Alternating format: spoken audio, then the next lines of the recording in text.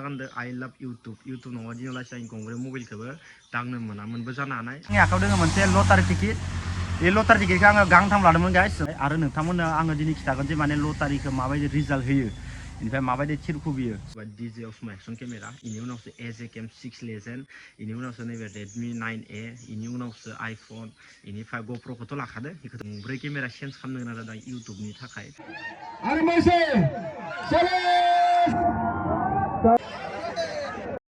नागोन आंनि सेराव मा दों गाइस मोनसे मोननै मोनथाम मोनब्रै बुस्थु दों आंनि सेराव दा नै गाइस नागोन नोंथांमोना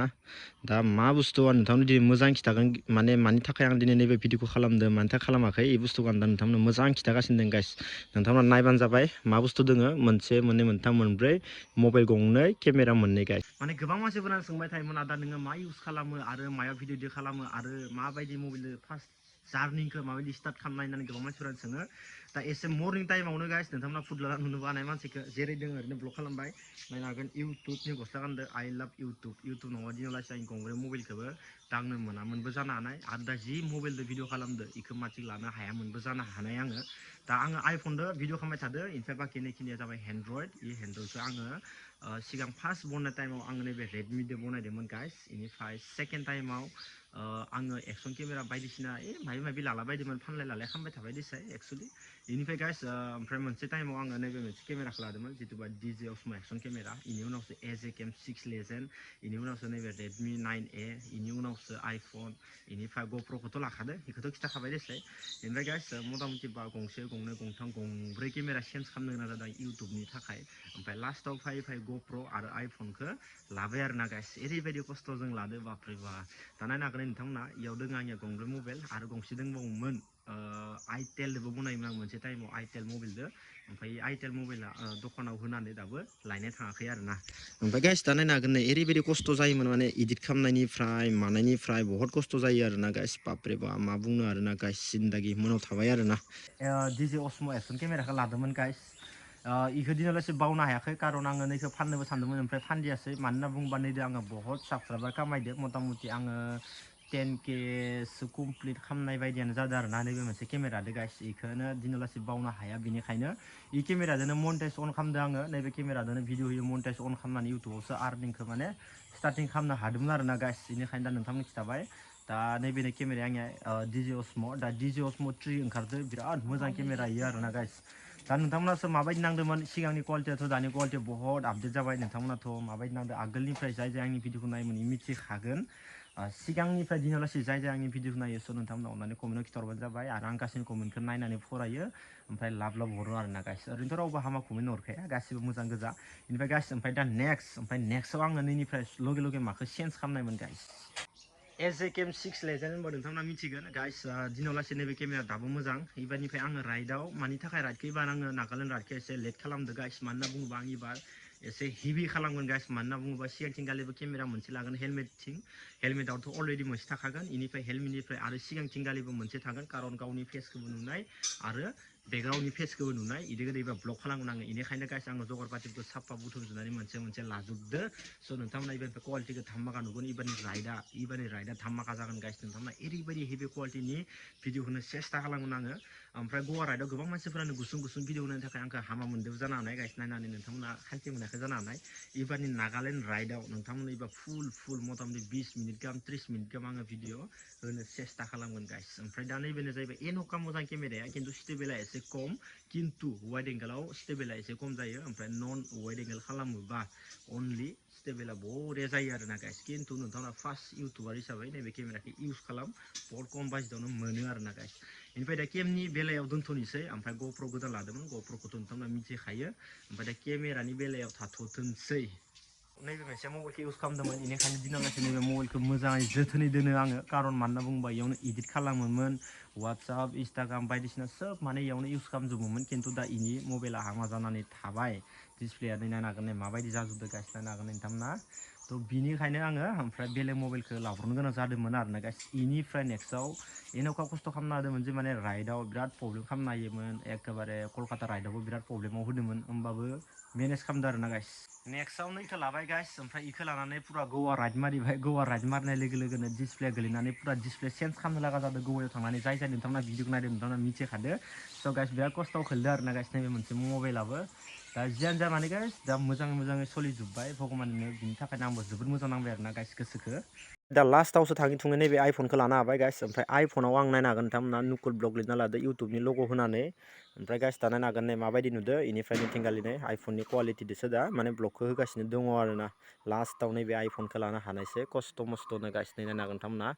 स' माबायदि नांदों नोंथांमोना थ' नोंथांमोनाबो थाबैनो मेनेज खालाम सोब लानो हाजोबगोन टेनसन गैया खिन्थु उखा साक्सेसफुल जानाय आरो ना गाइस टाइम नांगो टाइमखौ नोंथांमोना नेनानै था माने सोब बुस्थुआ जाजोबगोन गाइस टेनसन गैया आंनि आखायाव दङ मोनसे लटारि टिकेट बे लटारि टिकेटखौ आङो गांथाम लादोंमोन गाइस ओमफ्राय माने दिनै रिजाल्ट होगोन जिथुबा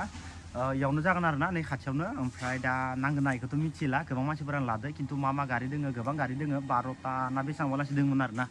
ओमफ्राय दा जियानो जाया मानो गाइस आं दा मोनसे खामानियाव थांग्रोनोसो गुबुनाव एसे खामानि दोङो इयाव थांनानैसो ओमफ्राय दायो फैसिगोन लटारिया 5टा 6टा 7टाफोर जागोन दा रिजाल्ट होनायखौ मिथिला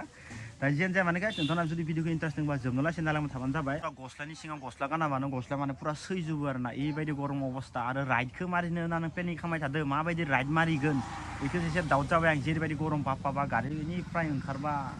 खर' सेस जागोन दा आरम्भ হ'ব এতিয়া আহক 12 নম্বৰ যি প্ৰাইজ সেই 12 নম্বৰ প্ৰাইজৰ পৰা আমাৰ আৰম্ভ হ'ব सिबिनाय रायजो राजा नोंथांमोन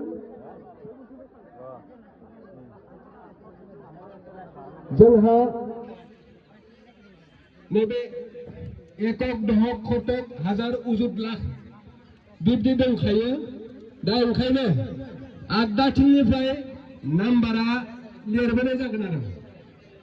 नाम्बारखौ लिरबोनाय जागोन बे नाम्बारखौनो बै सोरखियाव गिदिंनाय बायदियै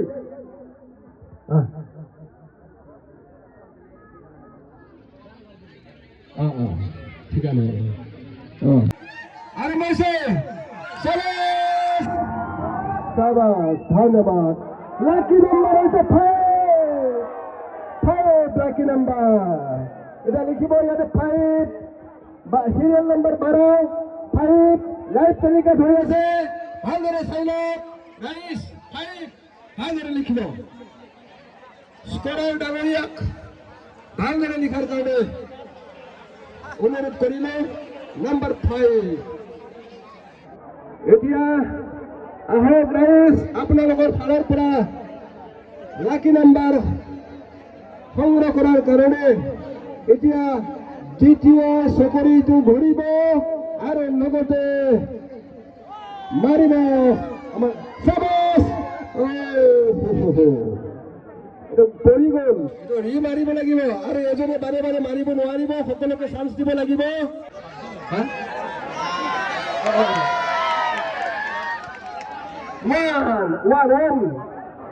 one the hook number 2 is 1 maruk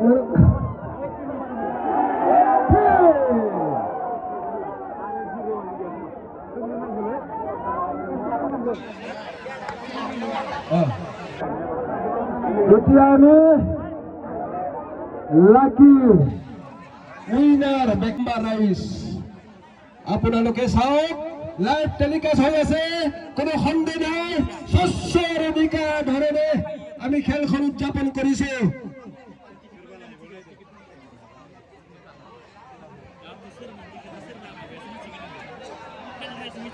3,88,500 सानथौखौ लानानै जोङो बाथौआरिफ्रा सोलिलांबाय थानांगोन आरो दिनै जों बयबो अनलायनानै दिनै बेयाव ज' जानानै बे खेलाखौ नायगासिनो दङ दा 10 नम्बर प्राइजनि थाखाय फार्स्ट लाकी नम्बर इज खुमिदो बिसानसानो होदो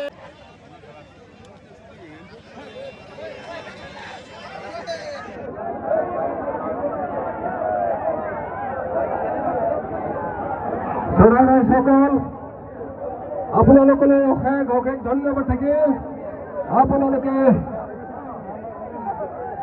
ভালদৰে স্বচ্ছ আৰু নিকা খেল উদযাপন কৰাত খেলাত स' गाइस नै टिकेटखौनो सेस मा खालामजोबखो आङो गांथाम लादोंमोन गैया नांदियासै मा जाखो हा दे जेबो नङा दे होमबा गैया बुरैया फुलाव साइडल' लांबाय गाइस टिकेटखौनो मुथा खाजोब्बाय आङो गांथाम लादोंमोन उपाय गैला गाइस बिराद दुखुनि बाथ्रा जाबाय आरोना गाइस जेबो नङा बेफोर भाग्यनि बाथ्रा नांनाय नाङिखौ आरो माथो दुखु जानो नङा होमबा दा जोङो नै दारखुसियावनो मोनफैलायबाय आरो दसे समाय टाइम पासनो मा खालामनो बाय टेनसनफोरखौ फ्रि खालामनो थाखाय फैबाय आरोना